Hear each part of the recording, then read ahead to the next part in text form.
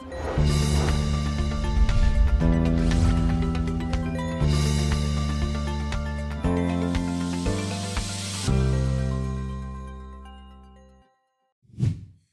aqui de volta em uma edição super especial do nosso programa Inovação e Negócios de hoje.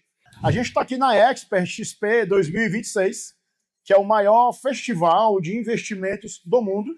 Um evento que aconteceu, né, que está acontecendo aqui em São Paulo. O programa vai ser exibido posteriormente, nos dias 23, 24 e 25 de julho.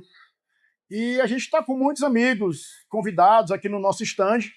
E eu estou tendo um prazer muito grande de conversar com esse amigo, pessoa que eu gosto muito, e é um executivo brilhante, que a gente tem muita admiração, tanto pela pessoa dele, como pelo trabalho que ele realiza nessa empresa, né, Gustavo? Que é uma empresa que é um orgulho de todos nós cearenses, que é o grupo M. Dias Branco, né? É uma empresa listada em bolsa, já faz muitos anos, foi a primeira empresa do Ceará listada em bolsa. 2006. 2006, 20 anos. Isso aí. Uma coisa bem inovadora. Hoje já seria uma coisa muito inovadora, imagina há 20 anos. Então a ideia é conhecer um pouquinho mais bastidores aí dessa operação de M. Dias, com Gustavo Teodósio, tá? Que é vice-presidente de M. Dias Branco, né? Que na parte financeira é o CFO da companhia, e também o RI, tá? Com o Gustavo, o time do Cefale lá, com um pouco de gente querida e do bem. Gustavo, antes de a gente começar rapidinho aqui esse pop-up, rapidez, era mais te pedir para você se apresentar um pouco para a gente, contar um pouquinho da tua história profissional, meu amigo. Tá bom. Obrigado pela sua atenção de sempre, viu? Bom, Daniel, eu comecei então minha carreira no grupo JCPM, que é um grupo do empresário nordestino, João Carlos Paz Mendonça, também em Pernambuco. Passei 16 anos, entrei no programa trainee, fiquei 16 anos, saí como CFO do grupo. Muito tempo, né? Muito tempo. Depois eu fui para a JBS, uma empresa também bem relevante no mercado global de proteína. Fiquei mais 10 anos. Entrei no mundo das petroquímicas, fui para a Unipar. Passei por uma multinacional que é a Dreyfus. É uma das maiores trading companies do mundo. E recentemente, vai fazer agora 7 anos na M. Dias. Comecei na 7 anos já? 7 anos. Entrei em dezembro de 19, enfim, a vida voou, né? Então eu queria deixar meio que com você agora uma pauta aberta para você falar como é que está o momento do grupo hoje. O que é que o grupo está fazendo, está pensando para o futuro? Bom, Dandan, primeiro, assim, falando um pouco da estratégia da M. Dias, né? A M. Dias é uma companhia que nasceu no Nordeste e cresceu muito pelo Nordeste, né? É líder no mercado brasileiro hoje de massas e biscoitos. A gente tem em massa próximo de 30%, biscoito 34% do mercado brasileiro. Mas ainda tem, quando a gente estratifica esse número, a gente tem 60% de market share no Norte e Nordeste e 20% no Sul e Sudeste. Então, a primeira grande avenida estratégica, a gente acha que dá para expandir um pouco esse market share no Sul e Sudeste. É o primeiro pilar de expansão da companhia. Isso começou há 5 anos atrás, começando São Paulo, Rio de Janeiro, Paraná. Então tem uma jornada grande aqui, no sentido de vender mais, mas não só vender mais, mas vender também melhor. Portfólio correto, preço correto, no canal certo, com a rentabilidade correta, com as marcas certas. O segundo pilar dado esse momento mais desafiador, com as canetas de emagrecimento, o consumidor procurando cada vez mais saudabilidade, proteína, a gente começou a entrar também em outras categorias, além das massas e biscoitos. A gente fez 2 aquisições recentes. A primeira é a Jasmine, que é uma companhia de saudabilidade, é líder no mercado brasileiro em granolas, líder no mercado brasileiro em pães sem glúten, tem várias outras categorias, biscoitos também, snacks salgados de ervilha, massas também de ervilhas, enfim. Compramos também a Fronteira, que é da marca Latinex, tem Fronteira, Fit Food, para entrar nesse mercado de mais saudabilidade, atendendo esse consumidor que quer também um outro tipo de alimento. E o terceiro pilar é o pilar da internacionalização, por 2 grandes motivos. Primeiro, porque, como nós já temos 1/3 do mercado brasileiro, a gente conseguia até fazer mais uma grande aquisição em massa, mais uma grande aquisição em biscoito, mas não daria para fazer uma segunda, porque teríamos problema com o CAD. Então, se a companhia quiser continuar crescendo, faz sentido ela ir começar a buscar outras regiões fora do Brasil. E como 60% dos custos da M Dias são commodities negociadas em dólar, tem trigo, açúcar, cacau. Então, eu tenho um custo em dólar e 95% da minha venda está em real. Então, faz sentido também eu ter exposição em outras moedas para não ficar tão exposto ao real. Esse terceiro pilar a gente já começou, a gente já exporta para 48 países no mundo inteiro, muito para os Estados Unidos através do White Label. Fizemos a primeira aquisição no Uruguai, numa companhia chamada Las Acácias. Enfim, tem um pipeline também de aquisição grande que começa agora para expandir no mercado internacional. Indo para dentro desse trabalho de research que vocês têm lá internamente para se posicionar, eu queria uma opinião sua, como observador, como estudioso, até para o próprio negócio. Como é que você está encarando esse momento global? Como é que você está encarando esse cenário? Entendeu? Assim, o que é que vocês têm visto com relação a isso para um devido posicionamento estratégico do negócio? É difícil fazer previsão aqui, né? Quem imaginava, por exemplo, ano passado, que a gente teria, por exemplo, agora a guerra entre os Estados Unidos e Irã e tal. Também lá em 2020, pandemia, depois guerra de Rússia e Ucrânia, assim, são coisas que acontecem no dia a dia que são super difíceis de prever. Interfere diretamente. Interfere diretamente no negócio. Então, é por esse motivo que a gente criou um comitê, tem um comitê de commodity e de câmbio. A gente faz várias operações de derivativos exatamente por conta dessas coisas que a companhia não tem como prever. A gente tem uma política super bem definida, que foi aprovada no Conselho em 2020. A gente tem, nesse comitê, sempre 2 membros independentes, ou um economista de banco, ou uma pessoa de uma trading company que negocia as commodities no mundo inteiro. Esse comitê se reúne pelo menos uma vez por mês. A gente olha as posições 18 meses forward, sempre, exatamente para a companhia não ser pega de surpresa e minimizar um pouco o efeito. Não dá para neutralizar, né, porque ele chega em algum momento, mas pelo menos você suaviza um pouco essas curvas dos preços das commodities, né? Então, é um pouco dessa da dinâmica. O valor envolvido é muito alto. Pra você ter ideia, são 600 bilhões de exposure ano de dólares. Então, é fundamental você ter esse tipo de acompanhamento, controle e um pouco de sofisticação para conseguir prever um pouco esses movimentos, né? E a gente está aqui entrevistando algumas pessoas da XP para a gente entender um pouco como que essa feira se tornou o maior festival de investimentos do mundo e a gente também entender modelo private de atendimento, a gente falar um pouco de cenário político. E eu precisava, para a gente compreender melhor tudo isso, era fundamental uma conversa com o Guilherme Santana, que é o diretor de canais da XP. E todo mundo tem muita curiosidade para entender bastidores da companhia, como é que ela cresce tão rapidamente, mantendo a cultura, mantendo a qualidade no atendimento ao cliente. Então é com esse objetivo que eu recebo aqui o Santana, um cara que eu tenho o maior carinho, o maior respeito. Vou ter uma certa dificuldade com formalidade aqui, que é um cara que eu gosto muito, você sabe disso. Mas Santana, muito obrigado pela sua presença. E a primeira pergunta seria a seguinte, meu amigo. Você imaginou algum dia que essa feira ia se tornar tão grandiosa? Caso eu esteja enganado, o Guilherme estava aqui agora, falou, acho que 30 mil pessoas por dia, mais ou menos, na feira. Então, assim, como é que isso aqui se tornou tão grande, tão acessível a todo mundo, ao mercado financeiro como um todo? Queria falar dessa feira primeiro, Santa. Obrigado pela tua presença. Legal, Dani. É um prazer enorme estar com você aqui. A gente tem uma admiração muito grande pela M7, né, e por vocês, por você, pelo Unisabro. Então, obrigado por estarem aqui construindo junto com a gente, né? Vocês que constroem esse evento junto com a gente. Bom, a Expert nasceu, ontem eu falei na abertura de um evento de 200 pessoas numa sala de hotel. Acho que, né, ninguém imaginou que ia chegar nesse ponto aqui, mas o Guilherme, obviamente, sempre teve um sonho muito grande, né? Então, o evento da Charles Schwab, lá atrás, foi uma inspiração, mas o evento da Schwab é para 5 mil pessoas, né? Então acho que talvez nem ele imaginasse que ia chegar em 50, 60 mil pessoas passando por aqui. E esse evento ele foi construindo essa reputação muito do nosso DNA de educação, né? Esse evento, antes de mais nada, ele nasceu para levar a educação financeira para os nossos clientes, né? Para trazer novidades, trazer inovação para o nosso time de assessoria, para garantir que estivesse sempre atualizado, levando o que há de melhor no mundo para os nossos clientes. Isso foi pegando tração, né? Então, ao longo do tempo, as pessoas foram vendo que não podiam faltar, né, neste evento. Então, cada vez mais, a gente tenta se atualizar.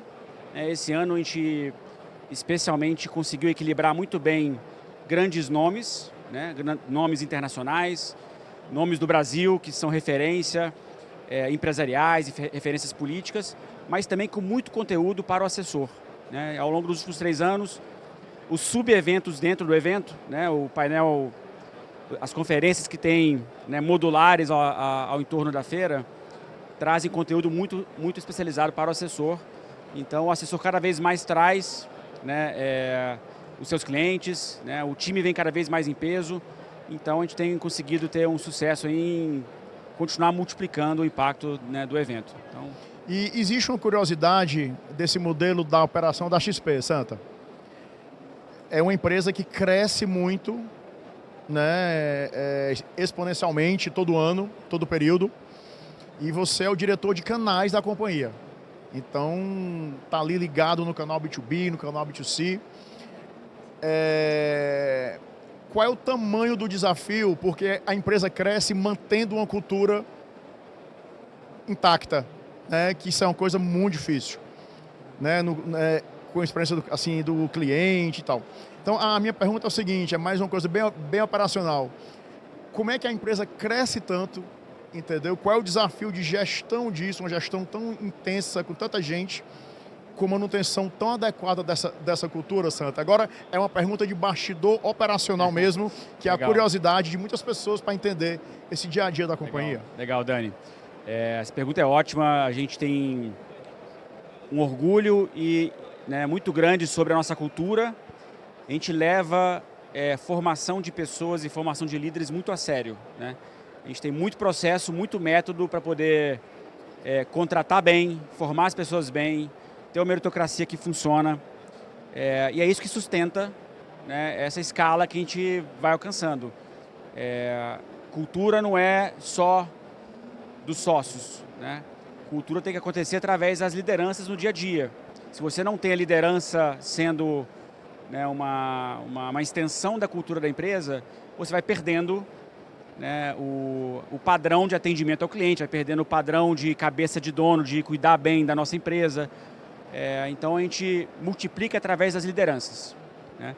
Nosso líder tem que ser muito mais exemplo, né, do que o time em termos de cultura. A gente não tolera pessoas que não valorizam, que não se identificam com foco no cliente, sonho grande, mente aberta, espírito empreendedor. Então essas coisas não são só palavras escritas na parede, né? A gente de fato avalia elas por comportamentos aderentes a esses valores, todo dia, né? Uma oportunidade muito grande da gente entender bastidores da operação da XP dentro dessa feira grandiosa que é a Expo XP 2026, que é o maior festival de investimentos do mundo, né? Ninguém melhor para explicar isso do que o Guilherme Santana, que é o diretor de canais da XP. E eu gostaria muito de ter a Thaís aqui com a gente, a Thaís Campos, que a Thaís é uma figura muito estratégica dentro do private da XP, que é um segmento de atendimento muito exclusivo ao cliente. E a gente está na época da experiência do cliente, a gente está na época da qualidade. Exatamente. Né? E nada mais, nenhum lugar melhor que a gente pode encontrar tudo isso que é no segmento private da XP. Thaís, muito obrigado. A Thaís é muito amiga minha, difícil manter aqui uma formalidade com ela. Eu estou muito feliz de estar aqui com você. Obrigado hoje. pela tua presença, Obrigada Thaís. a você. Tá tudo bem? Tá tudo ótimo, nesse evento maravilhoso, né? Eu acho que é a maior edição nossa, viu, Dandan, nesses anos todos.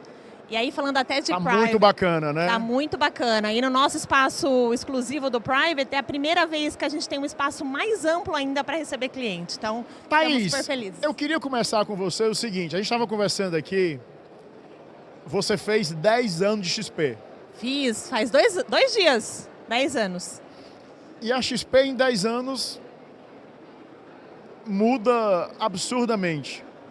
Você esperava que a XP fosse se tornar essa empresa tão especial e tão grande que ela se tornou há 10 anos atrás, e essa feira, que tem 15 anos, ela fosse se tornar a maior festival de investimentos do mundo, como é que você vê de 10 anos para cá essa movimentação, a tua história dentro da companhia?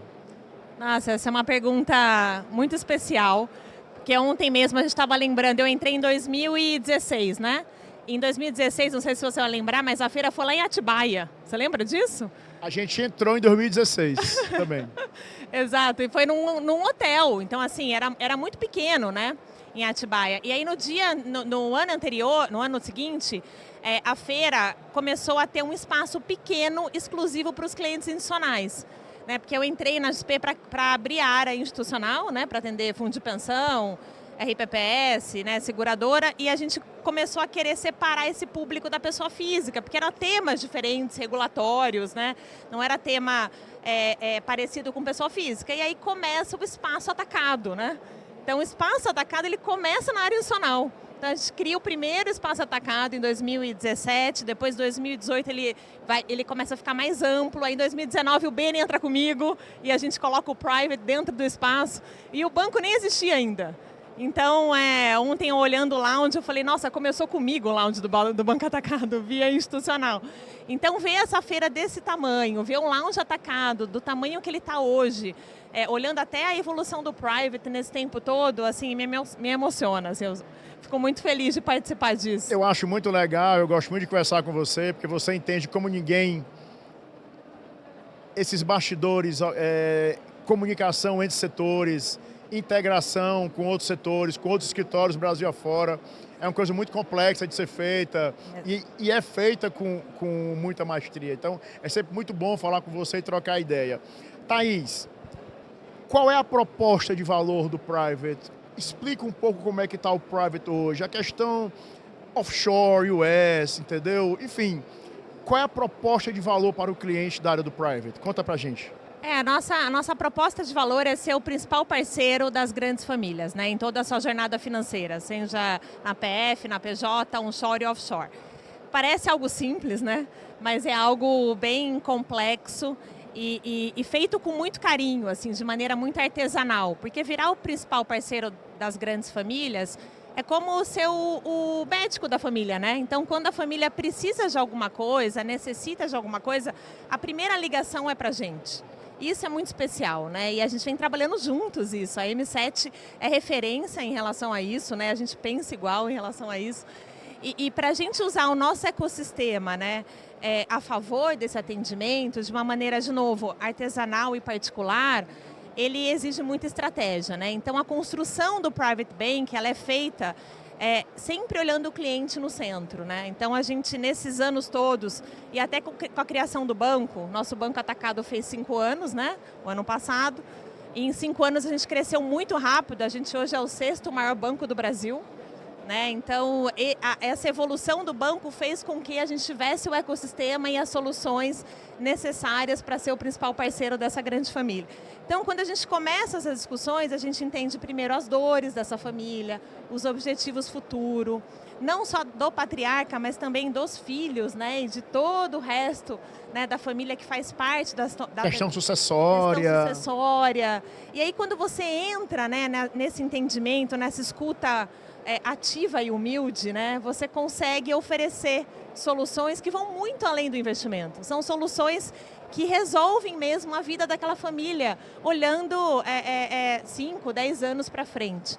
Então, a forma que a gente atende, né, ela é muito, de novo, particular e artesanal, olhando cada família. Até o Folino fala, né, que cada família é um quebra-cabeça que não tem uma peça e essa peça é única para cada família. Então, a escutativa é super importante, a gente entender as dores e olhar o nosso ecossistema da XP com vocês, com os escritórios e oferecer as melhores soluções e serviços para cada família. Uma edição especial do nosso Inovação em Negócios aqui de hoje, diretamente da Expo XP 2026, o maior festival de investimentos do mundo, tendo um prazer de receber aqui no nosso stand essa querida amiga Thaís Campos, que é uma figura muito estratégica, muito competente, que muito nos auxilia no Private da XP.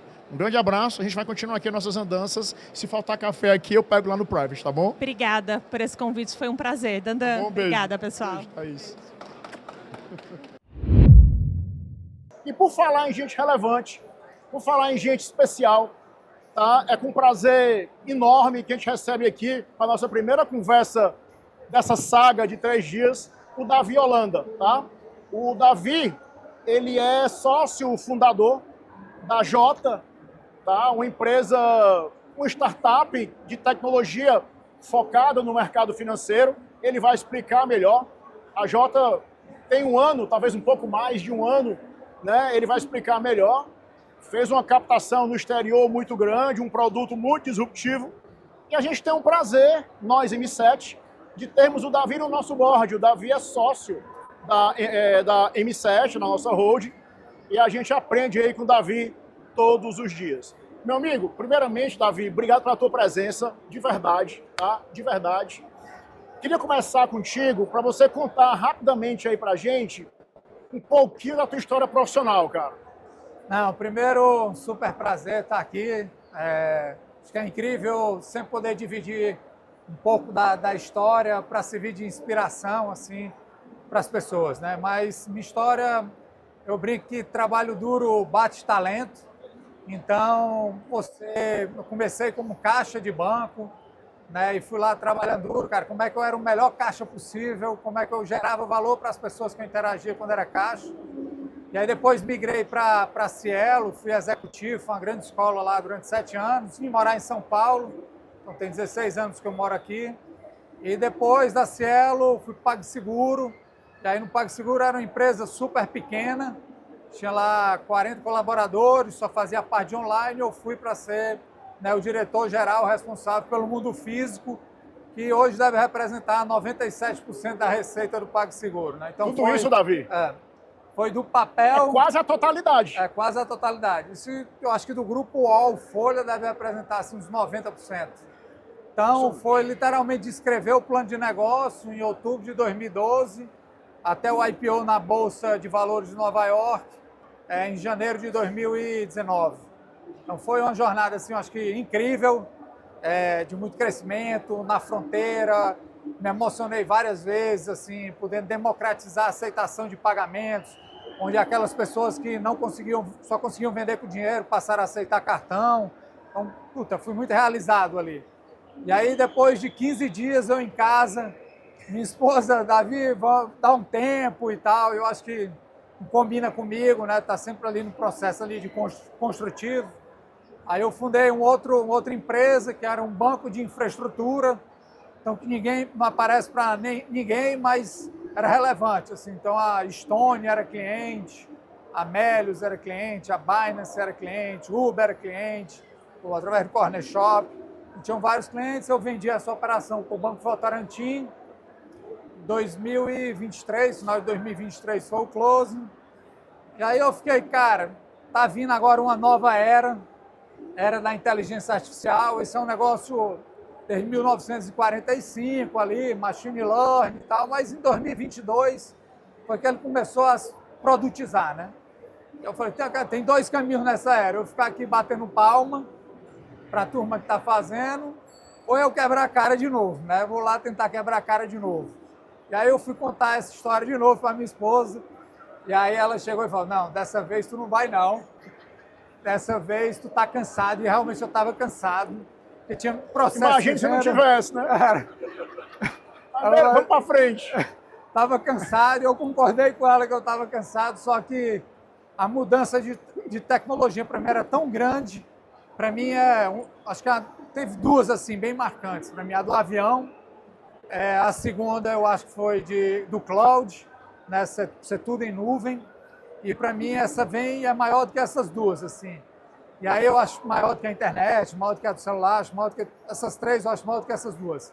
E eu falei, não, nessa aí vou ter que tomar aqui alguma fonte de energia nova para fazer uma nova pernada, né? Porque empresas que dão certo, elas só dão certo por causa de pessoas, e elas só dão errado por causa de pessoas, né?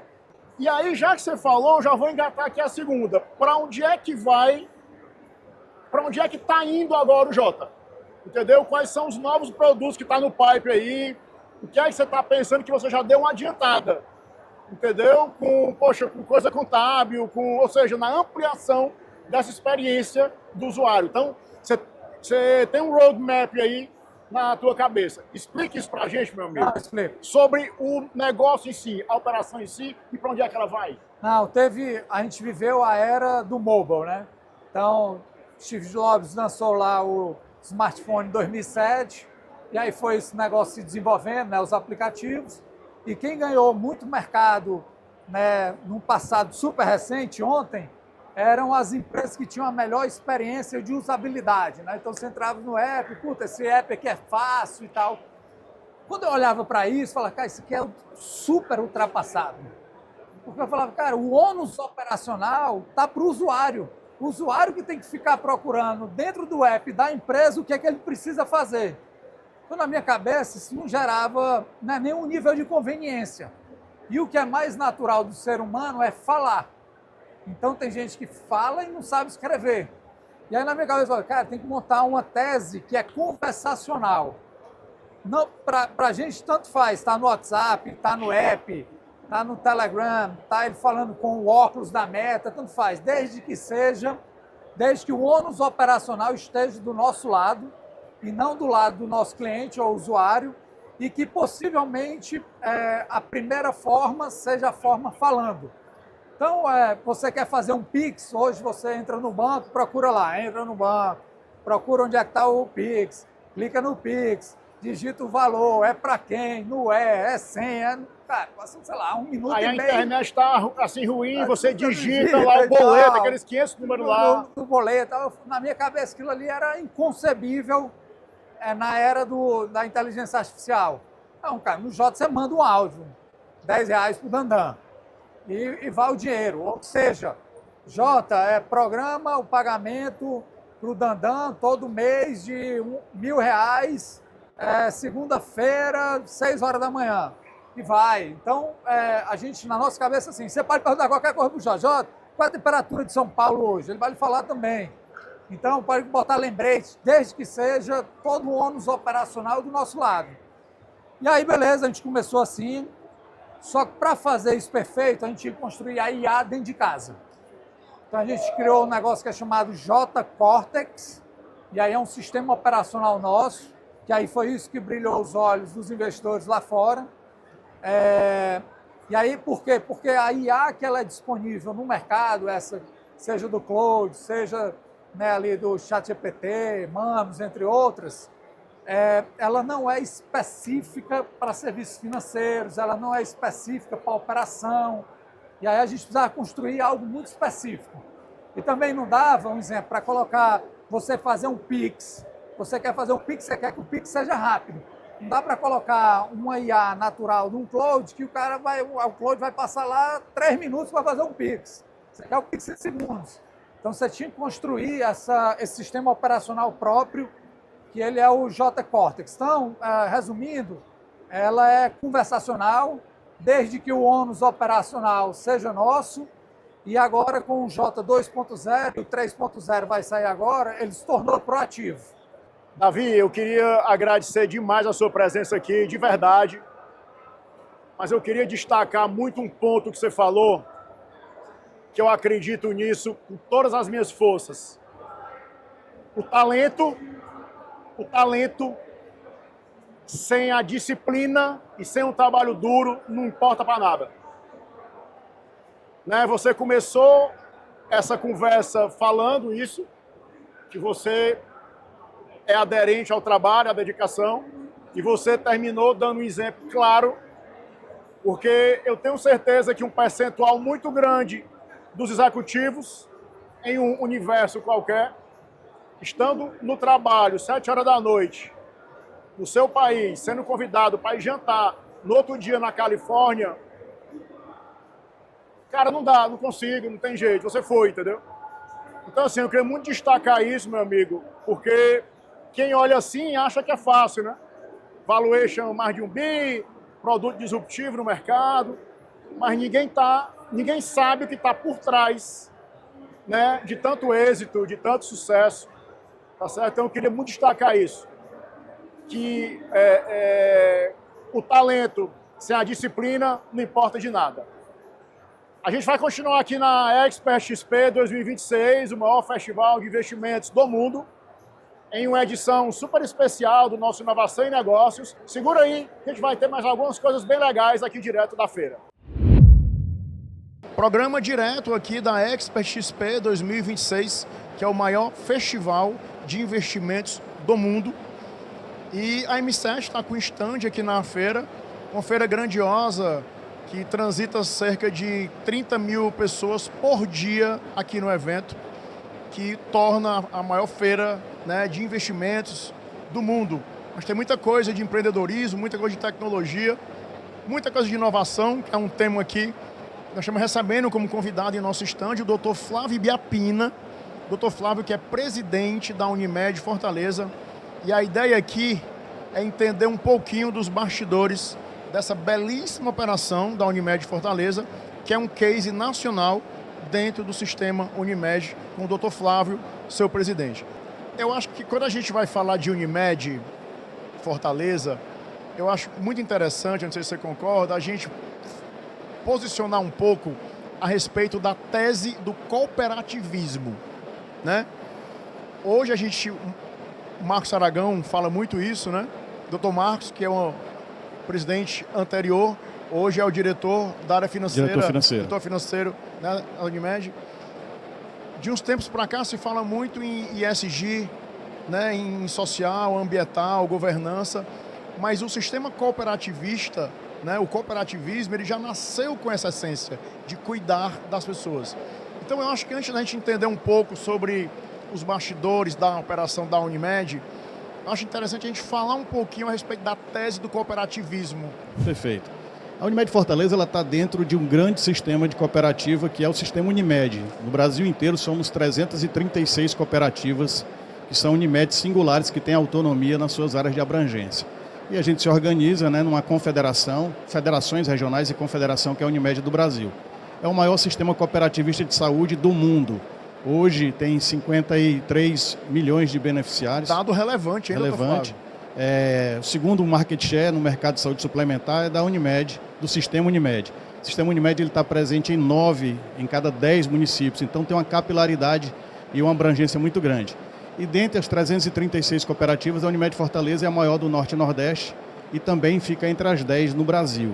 Então, realmente, uma honra muito grande. E como você colocou, o sistema cooperativista ele já nasceu com essa característica do ESG, porque um dos princípios do cooperativismo é interesse pela comunidade onde ele está inserido.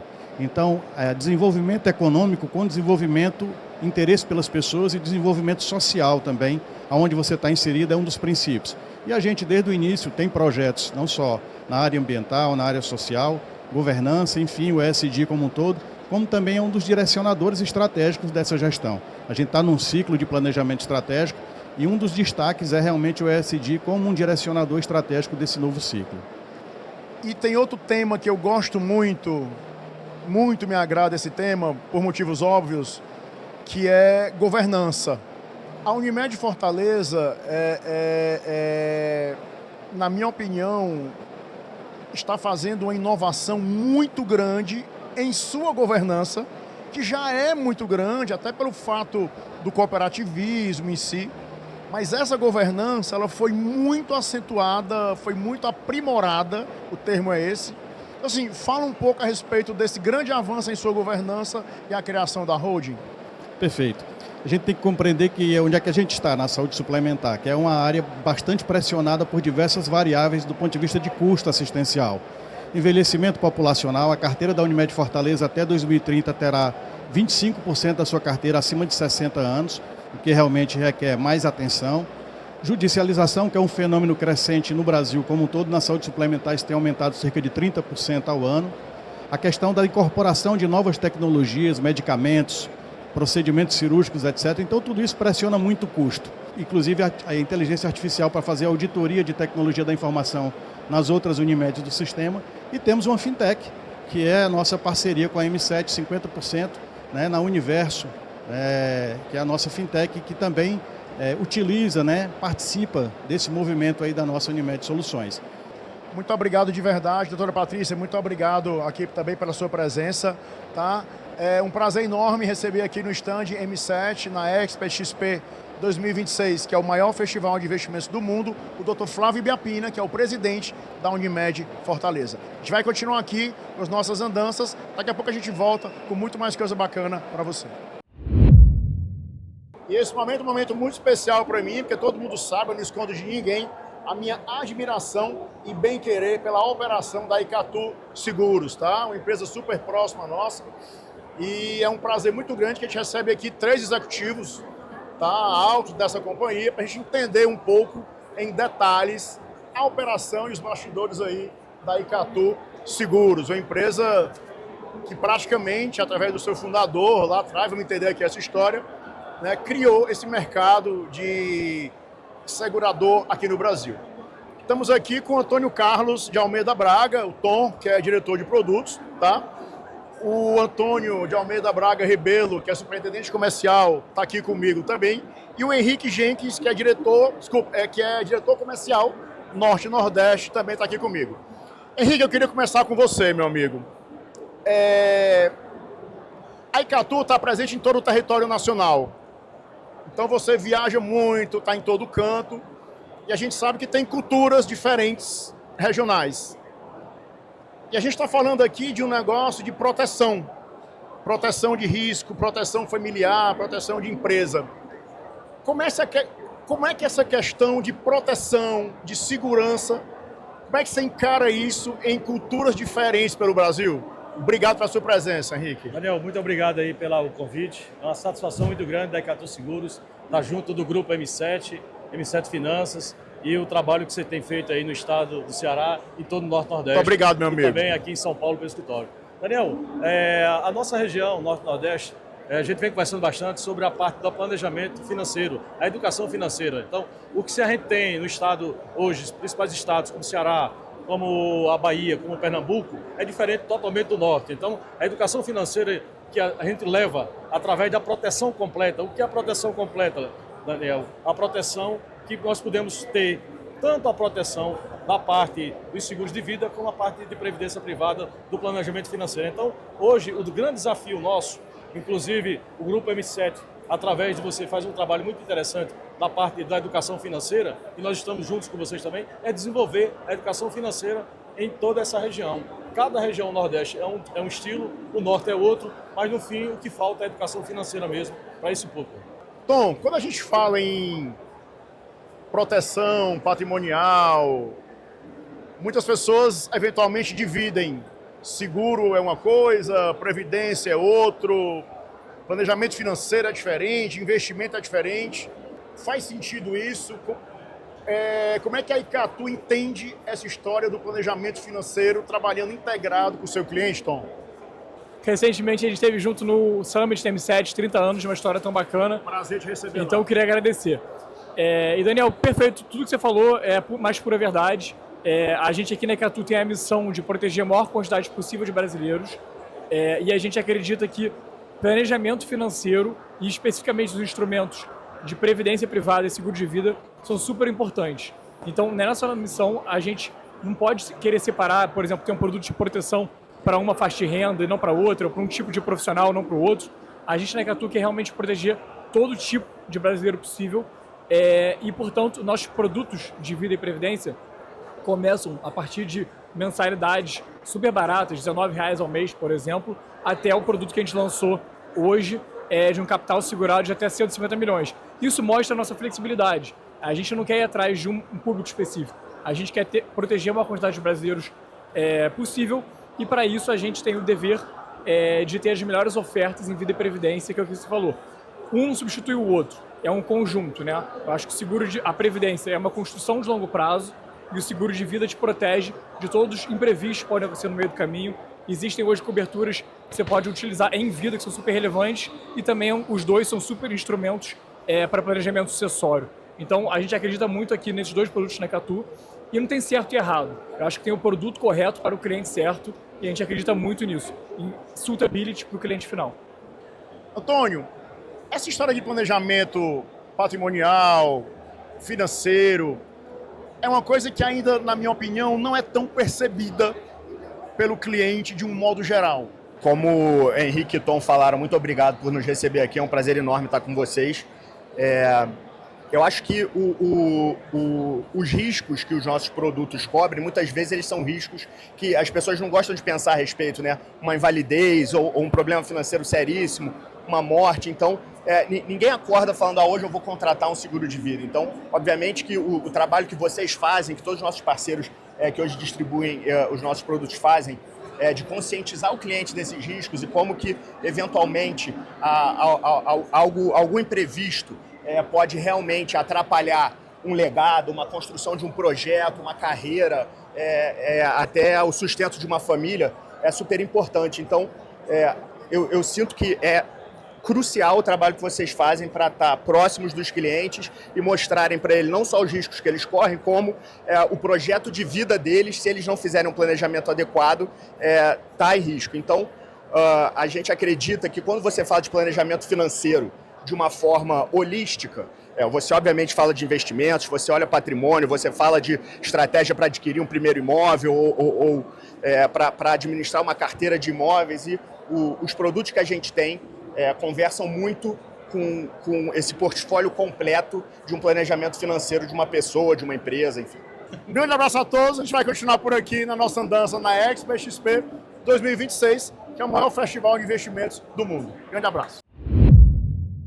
É com um prazer grande demais que a gente recebe aqui em nosso stand da M7, aqui na Expo XP 2026, o maior festival de investimentos do mundo, o Thiago Godoy, o papai financeiro, um cara que propaga o bem pelo Brasil, pelo mundo, né, com as suas falas adequadas sobre a educação financeira, a forma que o ser humano precisa ter para ter uma boa relação com o seu dinheiro, que é fonte, sem dúvida alguma, a maior talvez, das maiores fontes de preocupação e inquietação do ser humano. Thiago, muito obrigado pela sua presença. Imagina, prazer. Thiago, por que a educação financeira é importante na vida das pessoas? Educação financeira, olha, não vou falar aqui nenhuma ciência de foguete, nada que vocês não saibam, mas eu acredito que a educação financeira é uma linguagem. É como você aprender a ler e escrever, entender a dinâmica do dinheiro como um recurso essencial para todos, é uma forma de linguagem, de comunicação sua, primeiro com você mesmo, com os seus objetivos, com o que você quer conquistar.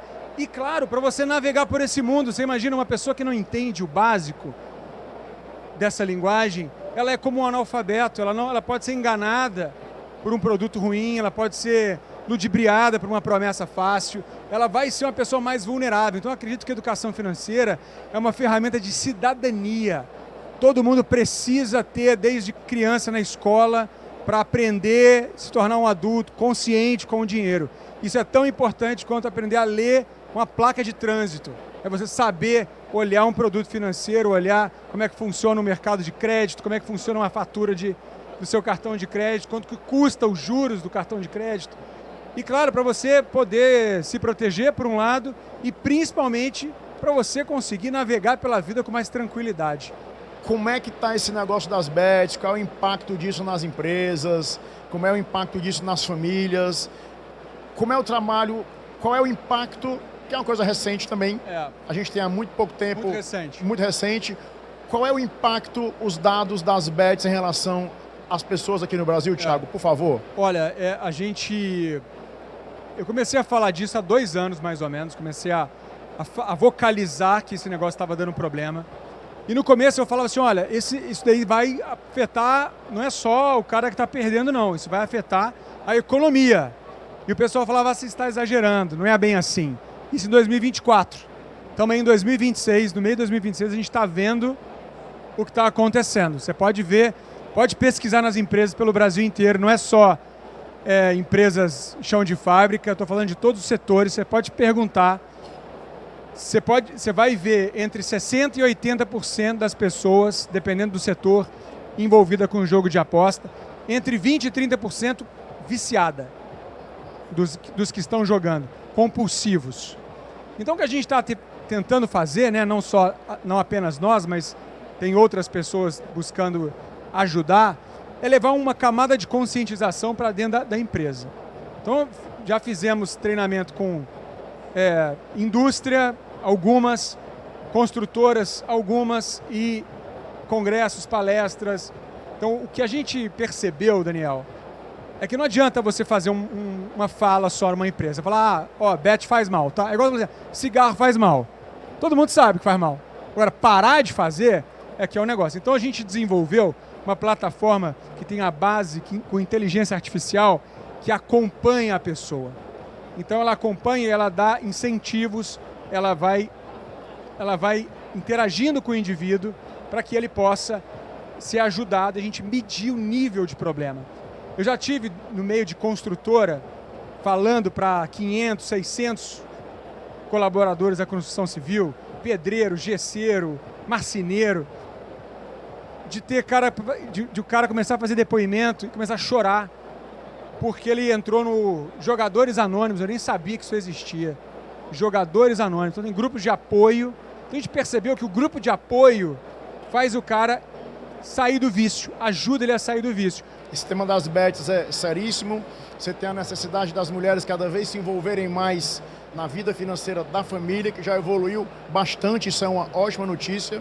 E tem uma questão de quebra de tabus. Ninguém fala de dinheiro com criança na mesa, entendeu? Ainda. Mas é uma coisa que já está melhorando dia a dia, graças a pessoas especiais, cheias de propósito, que é o meu amigo Thiago Godoy, o papai financeiro, que eu aconselho todo mundo a seguir e aprender com as belas falas que ele faz aí ao longo dessas redes sociais, graças a Deus. Recebendo o Paulo Gama, esse meu amigo muito querido. Paulinho é analista político da XP. Uma pergunta só, faz uma análise pra gente, rapidinho, de política e eleições 2026. Não, primeiro... Se puder dar uma regionalizada, eventualmente, eu não sei até que ponto você está sabendo lá como é que está o Ceará. Vamos lá. Mas então, assim... Ceará foi pivô de um movimento muito importante ali, né? Tanto da deflagração ali da candidatura do Flávio lá atrás e todo o restante ali, mas eu queria primeiro te agradecer demais, você é um amigo querido, eu faço questão de atender sempre o seu convite, porque vocês fazem um trabalho de muita qualidade. Eu fico muito honrado de ser convidado a falar aqui, sempre que vocês têm um espaço disponível, eu fico muito feliz de estar aqui com vocês. Obrigado de verdade pela sua atenção, meu amigo. Eu que agradeço de verdade. É um momento ali, a gente está a 70 dias mais ou menos do primeiro turno das eleições. É muito tempo, mas é pouco tempo, né? Ao mesmo tempo ali, tem muita coisa para acontecer ainda. Como é que a gente tem dividido esse período todo ali? A gente teve um período grande de 5 meses, desde o momento que o Flávio se anuncia candidato até o final de abril, mais ou menos, que foi um momento em que o Flávio caminhou muito bem, né? Ele tinha, no começo, quando ele é escolhido candidato, 12 pontos de distância para o Lula, mais ou menos. Ele retira esses pontos, ele chega no final de abril ali a superar o Lula de alguma maneira em algumas pesquisas, derruba bastante a rejeição dele e faz um período de 5 meses muito bom em que ele conseguiu reduzir a rejeição e se colocar como candidatura alternativa de oposição, uma candidatura mais viável. Isso muda a partir de maio, que é o momento em que o governo ajusta um pouquinho a política pública que ele estava tocando. O governo tinha uma ideia de que no começo do ano ele conseguiria melhorar seus índices de aprovação a partir da aprovação da reforma do imposto de renda, que isentou aquelas pessoas que ganham até R$5.000 de pagar o tributo. Isso não foi suficiente, porque as pessoas, diagnóstico que o próprio ministro Dario repetiu hoje, se viram endividadas. Então o governo lança uma segunda leva, ali, uma segunda onda de políticas públicas, pensando no desendividamento e na concessão de crédito. E eu queria saber o que é que você tem eventualmente olhado a respeito do cenário lá no Ceará. Lá no Ceará a gente tem um prefeito do PT, a gente tem um governador do PT, o Elmano de Freitas, que está lutando para a reeleição, e você tem um governo federal do PT. E você viu lá que o Ciro voltou e se lançou candidato, foi confirmado isso essa semana. O que é que você tem visto a respeito desse diálogo aí, Ciro com os Bolsonaro, a família Bolsonaro? Como é que você tem visto nas suas avaliações esse momento lá, político lá no Ceará? Esse foi o gatilho ali, talvez eu esteja sendo ousado na avaliação, mas que fez com que o Flávio se colocasse como candidato lá em dezembro do ano passado. Não foi porque ele e o Jair tinham feito um acordo com o Ciro, e a Michelle, por óbvio, é contra a configuração que se colocou ali. E o fato dela ter tentado, de alguma maneira, mexer no acordo que havia sido feito, foi o gatilho que fez com que o Flávio pudesse chegar ao pai para dizer, poxa, a nossa visão precisa prevalecer sobre a visão de alguém que está tentando desfazer o que a gente fez. Interessante esse ponto. Ouso dizer mais. O vídeo que a Michelle publica com as críticas ao Flávio tem um componente do Ceará também como gatilho, porque ele acontece logo na sequência da entrevista que o Ciro Gomes dá, não me recordo do jornal específico, mas que ele trata exatamente desse ponto que eu falei que era difícil para a candidatura do Flávio, de compará-lo ao Lula, de dizer que Bolsonaro e Lula são a mesma coisa. Ela republica essa entrevista do Ciro e diz, eu tinha razão, Flávio deveria ter me dado razão e deveria ter, de alguma maneira, reconhecido que o meu ponto estava certo e que a aliança conjuntural que eles fizeram lá atrás iria trair a família Bolsonaro. Isso está por trás ali desses movimentos nacionais que a gente viu recentemente, a ver ali como as coisas se desenrolam, mas o fato é que você ter uma candidatura alternativa, ainda que não seja alinhada ao bolsonarismo de maneira concreta, pode ser suficiente ali para estimular a rejeição e tudo mais, então é um ponto que eu prestaria bastante atenção sim. Tendo o prazer de receber no stand aqui da M7, nessa feira incrível, o Arthur Wichmann. O Arthur Wichmann é o CIO da XP, um sócio da companhia, e o CIO é a pessoa que é o responsável por toda a estratégia de alocação da XP. E a conversa com o Arthur é muito boa, a gente está muito feliz com a presença do Arthur em nosso stand. Não podia deixar aqui de perder essa oportunidade para a gente bater um papo e agradecer, Arthur, a sua atenção de sempre, agradecer todo o carinho e a atenção que você tem conosco já há muito tempo. Obrigado pela sua visita. Tá tudo bem? Tá tudo ótimo. Parabéns pela feira. Qual é a sua impressão da feira, Arthur? Olha, eu sou suspeito para falar, mas assim, eu acho que essa foi uma das edições mais espetaculares que a gente teve da feira. Em termos de conteúdo, você vê que a feira está totalmente cheia todos os dias. Está sendo muito legal.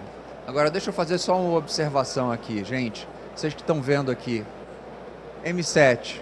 Está no meu coração aqui, meus amigos já deixaram de ser meus parceiros de negócio, são amigos. Dandan é amigo, entendeu? E a gente admira demais o trabalho que eles fazem. Assim você vai me desconcertar. Eu já tenho uma dificuldade muito grande de manter a formalidade te entrevistando. Aí você vem com uma dessa, aí eu...